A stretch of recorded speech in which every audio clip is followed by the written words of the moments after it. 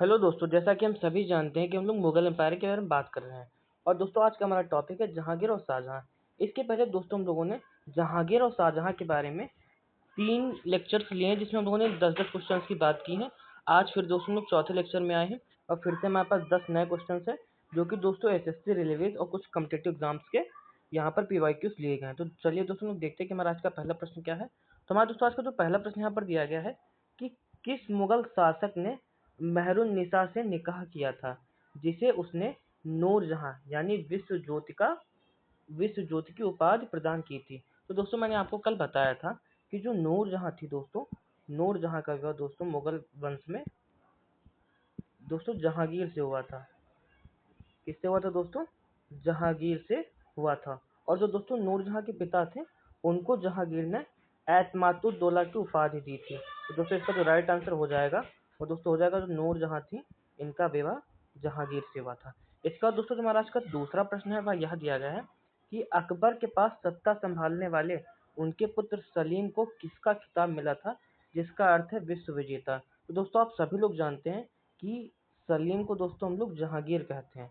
क्या कहते हैं दोस्तों? जहांगीर कहते हैं। और दोस्तों ये जो खुर्रम है, ये दोस्तों जहांगीर के पुत्र शाहजहां शाहजहां का दोस्तों जो वास्तविक पहले का नाम हुआ करता था वो खुर्रम हुआ करता था। तो दोस्तों शाहजहां का जो नाम पहले का था वह दोस्तों खुर्रम था। इसके बाद दोस्तों जो आज का हमारा तीसरा प्रश्न यहाँ पर यह दिया गया है कि राजकुमार सलीम मुगल वंश के तख्त पर कब आसीन हुए थे। तो दोस्तों अगर हम लोग इसकी बात करें तो हमें एक बात पता है कि 1604 में तो अकबर जीवित था, तो 1604 ईस्वी में नहीं हो सकता है। तो इसके बाद का भी जो ईयर होगा वही दोस्तों उसी ईयर में शाहजहां आसीन हुआ होगा। तो इसका जो राइट आंसर है दोस्तों वो है कि 1605 ईस्वी में इस पर जहांगीर मुगल वंश के सिंहासन पर आसीन हुए होंगे। इसका राइट आंसर हो जाएगा ए वाला। इसका दोस्तों जो आज का हमारा चौथा प्रश्न यहाँ पर यह दिया गया है कि दारा शिकोह के पिता का क्या नाम था। तो दोस्तों अगर हम लोग दारा शिकोह के पिता की बात करें तो दोस्तों दारा शिकोह के जो पिता थे वो दोस्तों शाहजहां थे। अब दोस्तों हम लोग एक बार शाहजहां के जितने भी बच्चे थे हम लोग उनकी बात कर लेते हैं।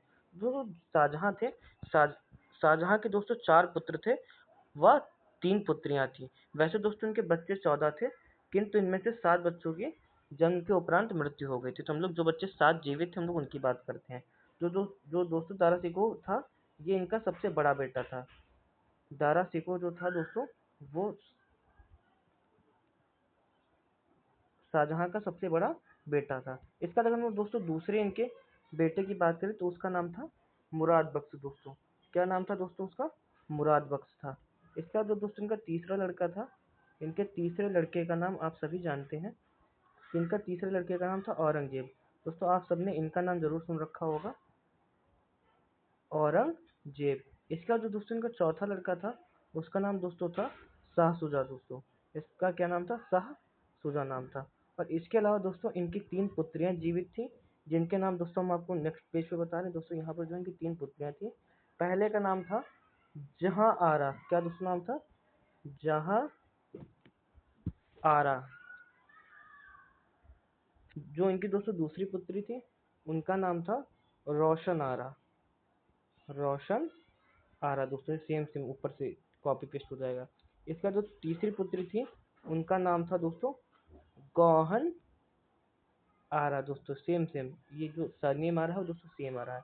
तो इनकी 3 पुत्रियां थी तथा इनके 4 पुत्र थे। तो दोस्तों ये हमारा चौथा प्रश्न था। इसके बाद हम दोस्तों अपने 5वें प्रश्न की बात करते हैं कि जो कि हमारे यहाँ पर दिया गया है कि किस मुगल शासक को वास्तुकार राजा कहा जाता है, क्योंकि उसने अपने शासनकाल के दौरान दुनिया दुनिया में मुगल साम्राज्य की कला और संस्कृति का एक अनूठा विकास देखा था। तो दोस्तों मैंने आपको कल एक क्वेश्चन बताया था कि जो वास्तुकार हुआ करते थे उस समय वास्तुकार कहा जाता था शाहजहां को, क्योंकि दोस्तों इसके समय जो है बहुत सारा वास्तुकला का क्या हुआ था? विकास हुआ था।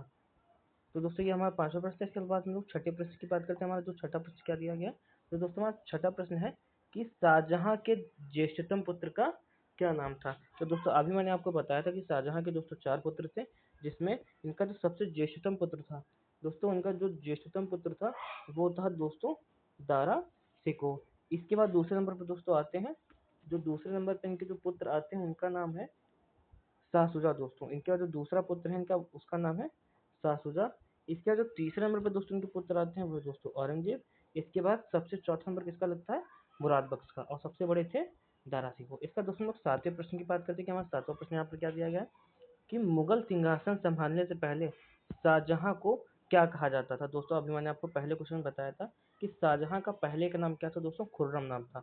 और दोस्तों जो सलीम नाम था, सलीम दोस्तों नाम था जहांगीर का। किसका दोस्तों, जहांगीर का नाम सलीम हुआ करता था। इसके बाद दोस्तों लोग अपने 8वें प्रश्न की बात करते हैं कि हमारा 8वां प्रश्न यहाँ पर क्या दिया गया है कि मयूर सिंहासन एक प्रसिद्ध रत्न रत्न जड़ी सिंहासन था जिस पर भारत के किन सम्राटों का किन सम्राटों की हुकूमत थी। तो दोस्तों हमें पता है कि जो मयूर सिंहासन था वो दोस्तों मुगलों के पास हुआ करता था उस समय। इसका दोस्तों तुम्हारा आज का 9वां प्रश्न है, वह यह दिया गया है कि फ्रांस का रहने वाला फ्रांसवा बर्नियर किस सम्राट के ज्येष्ठ पुत्र द्वारा दारा सिकोह की चिकित्सा के रूप में मुगल दरबार में जुड़ा हुआ था। क्या दोस्तों ये प्रश्न हमसे घुमा के बहुत पूछा गया है। इसका सीधा सीधा सा मतलब है कि दारा सिकोह किसके ज्येष्ठतम पुत्र थे।